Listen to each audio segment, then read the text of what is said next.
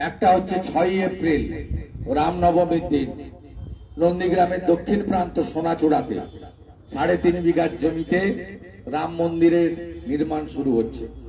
সকাল 10টার সময় মহিলারা শঙ্করধ্বনি কলস নিয়ে হাজারে হাজারে আসবেন। বৈষ্ণব সমাজ মৃদঙ্গ খঞ্জনি নিয়ে আসবেন, অন্যরাও আসবেন। রাম সকলেরই আরাধ্য দেব।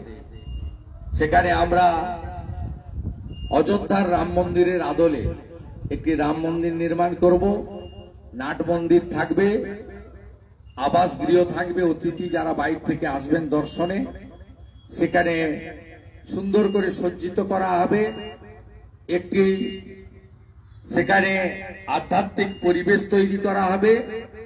সেখানে নাম যজ্ঞ পাঠ ইত্যাদির ব্যবস্থা থাকবে, ভোগশালা থাকবে। সাথে সাথে জনসাধারণের জন্য একটি হোমিওপ্যাথিক, একটি আয়ুর্বেদিক ডিসপেন্সারি এবং ডাক্তাররাও বসবেন ছুটির দিন বাদ দিয়ে প্রত্যেক দিন। একটি সামগ্রিক পরিকাঠামো নন্দীগ্রামের দক্ষিণ প্রান্তের জনগণকে আমরা উপহার দিতে চলেছি। 6 এপ্রিল শিলান্যাসে সবাই মিলে দলে দলে যোগদান করুন। আর ওখানে আগামী পরশুদিন থেকে মাটি ফিলিং এবং বাউন্ডারি ওয়ালের কাজ শুরু হচ্ছে। আপনাদের সকলের সহযোগিতা আমি প্রার্থনা করছি। সাথে সাথে আগামী 2রা মে আপনারা যাকে হারিয়ে যাকে জিতিয়েছিলেন সেই শুভেন্দু অধিকারী, তার এমএলএ হিসেবে এই পর্বে 4 বছর পূর্তি হচ্ছে। আমি গত 4 বছর আমার সীমাবদ্ধ ক্ষমতায় কি উন্নয়ন কোথায় করতে পেরেছি, আমার বিধায়কের টাকা কোথায় খরচ হয়েছে তার হিসাব দেব। আমি বই ছাপিয়েছি, আমি হিসাব দেব আপনাদের কাছে। আমি হিসাব দেওয়ার কর্মসূচি নন্দীগ্রামে করব। আপনারা আমন্ত্রণ পাবেন। আমার কাছ থেকে আপনারা গিয়ে 4 বছরের হিসাব বুঝে নিয়ে বাড়ি আসবেন। সবাই ভালো থাকবেন। শহীদের রক্ত, শহীদের রক্ত, ভূমিচ্ছেদ প্রতিরোধ কমিটি জিন্দাবাদ। সমবেত সুধীবৃন্দ, প্রায় 30টি শহীদ পরিবারের প্রতিনিধি, আমরা 14ই মার্চ দিনটারও বদল করতে পারি না। আর এই দিনটা স্মরণ না করলে আমরা প্রত্যেকেই আমাদের নিজেদের কাছে অপরাধী হিসেবে থেকে যাব। যদিও একদিকে উচ্চ মাধ্যমিক পরীক্ষা চলছে 18 তারিখ পর্যন্ত, লাউড স্পিকার বা মাইক ব্যবহারে আমাদের নিয়ন্ত্রণ রাখতে হয়েছে। অন্যদিকে আজকে সনাতন হিন্দুদের বড় একটি ধর্মীয় উৎসব দোল পূর্ণিমা, হোলি। চারিদিকে রাধা মাধবের পুজো হচ্ছে। আমি তো গোকুলনগর অধিকারী পাড়া থেকে মোটরসাইকেল করে এখানে এলাম। সর্বত্র গোকুলনগর এবং সোনাচূড়া অঞ্চলে 8 থেকে 80 আবাল বৃদ্ধ বনিতা যেভাবে আবির নিয়ে রাধাকৃষ্ণের জয়ধ্বনিতে, মহাপ্রভুর জয়ধ্বনিতে মেতে উঠেছেন, সেটা নিজের চোখেই পরখ করেছি। কিন্তু আমরা আমাদের এই কর্তব্য আমাদের পালন করতে হবে। আমরা শহীদদের বিদেহী আত্মার অমরত্ব প্রার্থনা করি।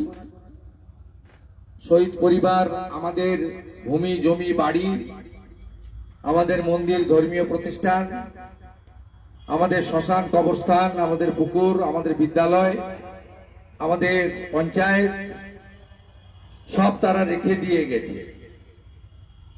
2007 সালে 3রা জানুয়ারি যে অবৈধ নোটিশ হলদিয়া উন্নয়ন পর্ষদ থেকে জারি করা হয়েছিল, যাতে নন্দীগ্রামের দীনবন্ধুপুর লকগেট থেকে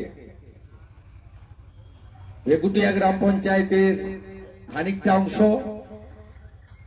মোহাম্মদপুর গ্রাম পঞ্চায়েতের প্রায় পুরোটা, কেন্দামারি গ্রাম পঞ্চায়েতের পুরোটা, সোনাচূড়া গ্রাম পঞ্চায়েতের পুরোটা এবং খেজুরি অঞ্চল পাশেই সাতখণ্ড সাহেবনগর গুটি মৌজা, সেই ইংরেজরা যেমন সুতা সুলতানটি গোবিন্দপুর কলকাতা নিয়ে তাদের আধিপত্য বিস্তার করেছিল, ঠিক একইভাবে সমগ্র নন্দীগ্রামের একটা দক্ষিণাঞ্চলের বড় অংশ দখল করার পরিকল্পনা হয়েছিল। এর বিরুদ্ধে 2006 সালে সেপ্টেম্বর মাস থেকে প্রয়াত নেতা, যাকে খুন করা হয়েছে, জননেতা নিশিকান্ত মণ্ডল, তিনি আন্দোলন শুরু করেছিলেন সোনাচূড়া অঞ্চল কৃষি জমি জীবন জীবিকা রক্ষা কমিটির নাম দিয়ে। পরবর্তীকালে 4 জানুয়ারি 2007 নন্দীগ্রাম ভূমি উচ্ছেদ প্রতিরোধ কমিটি প্রতিষ্ঠিত হয় এবং আমরা আন্দোলনকে এগিয়ে নিয়ে যাওয়ার চেষ্টা করি। 2007 সালের 3 জানুয়ারি আমি নন্দীগ্রামেই ছিলাম, কেদারবাড়ি অঞ্চলের বামনচকে। আমার প্রত্যক্ষ অভিজ্ঞতা আছে। 2007 সালের 7 জানুয়ারি, যেদিন ভরত মন্ডল, বিশ্বজিৎ মাইতি, শেখ সেলিম শহীদ হয়, সেদিনও আমি সকাল 10টার সময় এসে ভাঙাবেড়া ব্রিজের নিচে পাঁকে সেলিমের যে দেহ হাত পা বাঁধা অবস্থায় ফেলা ছিল, রাস্তাঘাট কাটা ছিল, মোটর সাইকেলে উদ্ধার করে নিয়ে পোস্টমর্টমের জন্য নন্দীগ্রাম হসপিটালে পৌঁছে দেওয়ার কাজটা করেছিলাম আপনাদের নিয়ে। তাই আমার প্রত্যক্ষ অভিজ্ঞতা আছে। 2007-এর 14 মার্চ আমি অবরুদ্ধ ছিলাম। 2007-এর 15 মার্চ আমি অবরোধ কাটিয়ে সকাল 7টার সময় কাঁথি থেকে বেরিয়ে পশ্চিম মেদিনীপুর হয়ে আমি তমলুকে রূপনারায়ণের চর ধরে পোশাক বদল করে 13 পেখিয়া ঘাট পেরিয়ে ট্রেকারে করে নন্দীগ্রামে এসেছিলাম এবং পোস্টমর্টম করে তমলুক থেকে ফিরে আসা দেহগুলোকে নিয়ে আমরা নন্দীগ্রাম পুনর্দখল করেছিলাম। তাই 14 মার্চ আমরা ভুলতে পারি না। 14 মার্চ ভুলিয়ে দেওয়া যায় না।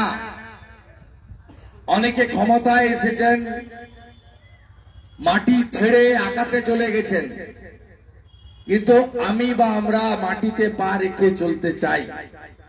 অতীত যদি কেউ ভুলে যায়, তার ভবিষ্যৎ ভালো হতে পারে না। এটা পৃথিবীতে বারে বারে প্রমাণিত হয়েছে। 14 মার্চ কি হয়েছিল? তৎকালীন শাসকের পুলিশ সঙ্গে চপ্পল পরা বা বাছাই করা ক্যাডার বাহিনী, তারা একযোগে তেখালি ব্রিজ থেকে অধিকারী পল্লীতে